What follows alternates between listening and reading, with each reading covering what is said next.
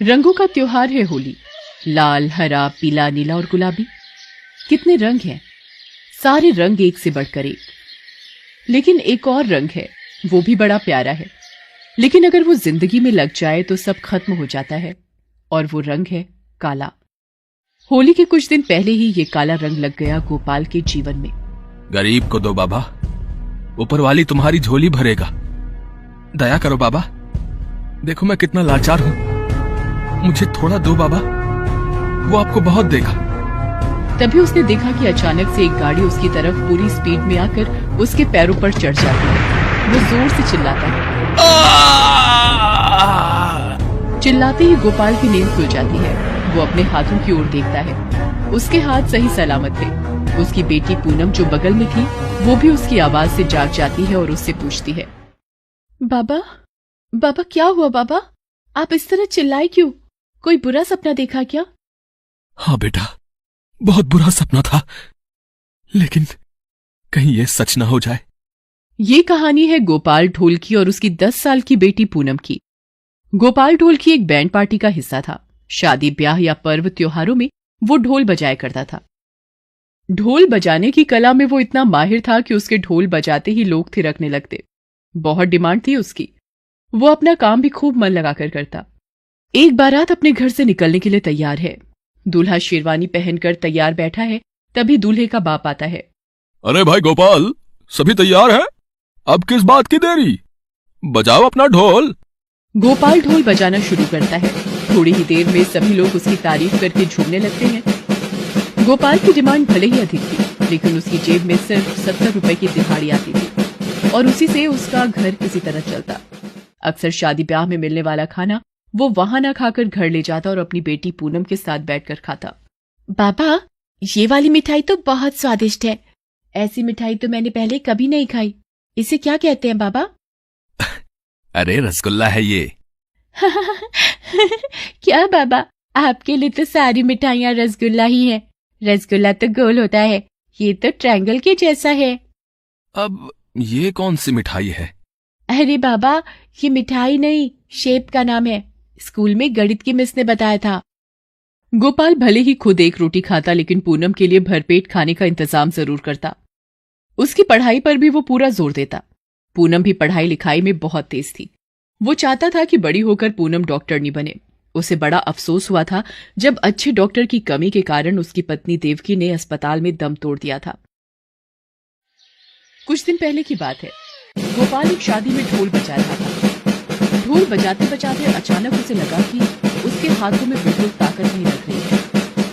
अरे, ये मुझे क्या हो रहा है? मेरे हाथों में ताकत क्यों नहीं लग रही? मैं ढोल नहीं बजा पा रहा हूं। ये क्या हो रहा है मुझे? उसने ये बात बैंड पार्टी के अपने साथी ब्रजेश को बताई। अचानक से क्या हो गया तुझे? तू कोई बहाना तो नहीं बना रहा? कैसी बात कर रहा है तू ब्रजेश? रोजी से कोई झूठ बोलता है? अरे, ढोल नहीं बजा पाया तो मालिक दिहाड़ी काट लेगा। इसमें मेरा ही तो नुकसान है। एक काम कर, तू घर चला जा। क्या पता तेरी तबीयत भीतर से ठीक नहीं हो। मैं यहां संभाल लेता हूं। गोपाल घर लौट आया। उसका चेहरा उतरा हुआ था। पूनम ने उसे ऐसे देखा तो पूछा, क्या हुआ बाबा? आपका चेहरा उतरा हुआ क्यों है? तबीयत तो ठीक है ना? देखो तो।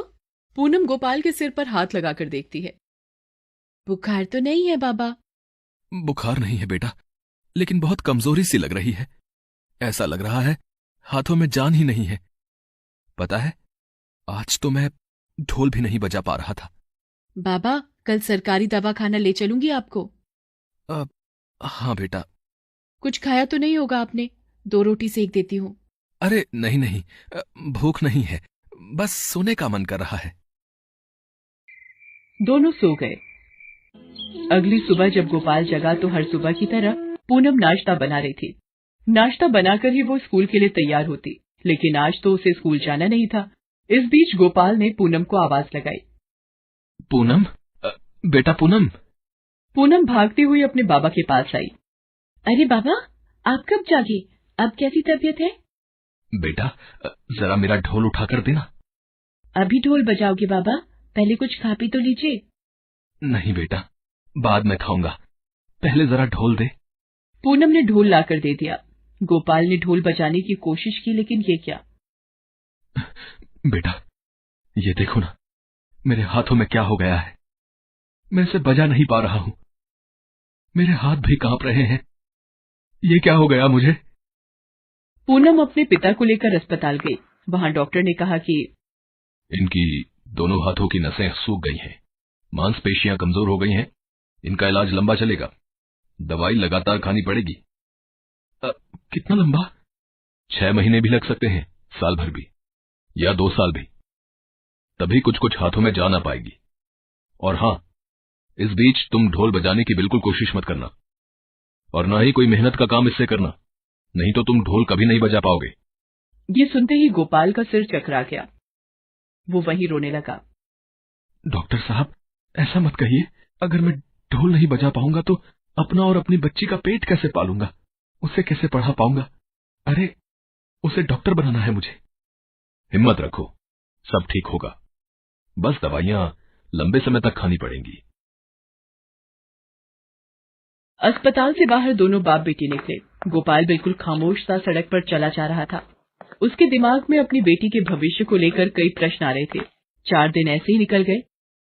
दिहाड़ी पर काम करने वाला 4 दिन घर बैठ जाए तो उसका सब कुछ बैठ जाता है। उसके चूल्हे की आग ठंडी हो जाती है। छोटे छोटे डिब्बों में रखा थोड़ा सा राशन खत्म होते होते बड़े सवाल पूछता है, और वो सवाल ये होता है कि कल क्या खाओगे। गोपाल के पास इन सवालों का एक ही जवाब था। उसी दिन वो अपना ढोल अपने हाथों में टांग इस सवाल का जवाब देने की तैयारी कर रहा था। ये क्या कर रहे हैं बाबा आप भूल गए डॉक्टर ने क्या कहा था। बेटा, 2 दिन बाद होली है। घर में राशन के नाम पर सिर्फ नमक ही है। अगर डॉक्टर की बात सुनी तो भूखे मरने की नौबत आ जाएगी। नहीं बाबा, मैं आपको नहीं जाने दूंगी। आपको मेरे सिर की कसम, आप ढोल नहीं बजाएंगे। पूनम की कसम ने उसके पिता गोपाल के पांव रोक लिए, लेकिन पेट का सवाल तो अब भी खड़ा था। इसलिए उसने पूनम से कहा, मैं थोड़ी देर में आता हूँ। वो बाहर चले गए। इधर पूनम को समझ में नहीं आ रहा था कि वो क्या करे। जब उसे कुछ समझ में नहीं आता था तो पास के भगवान कृष्ण के मंदिर चली जाया करती थी। उस दिन भी वो वहां गई, लेकिन ये क्या, मंदिर के दरवाजे पर उसने अपने बाबा को भीख मांगते देखा। वो दौड़कर उनसे लिपट गई। ये क्या कर रहे हो बाबा, चलो चलो यहाँ से। उस दिन पूनम ने एक बार ठान ली कि अब उसे ही कुछ करना है। रोटी और दवा दोनों का जिम्मा उसे उठाना होगा। और फिर 10 साल की नन्ही पूनम ने अपने बाबा का ढोल अपने कंधे पर टांगा और निकल गई रोटी के जुगाड़ में। जिस बैंड में उसके बाबा काम करते थे वो उनके पास गई, लेकिन कोई भी उसे साथ रखने को तैयार नहीं हुआ। सभी यही कहने लगे कि अरे ये तो बहुत छोटी है, ये क्या बजाएगी ढोल, चलो जाओ यहाँ।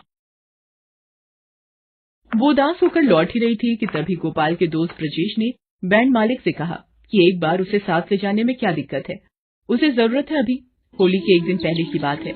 एक सरकारी ऑफिस में होली का प्रोग्राम था। बैंड पार्टी को वहां जाना था। पहली बार पूनम भी उनके साथ गई। वहां इस छोटी सी ढोल वाली को देखकर सभी को लगा कि ये क्या बजाएगी ढोल।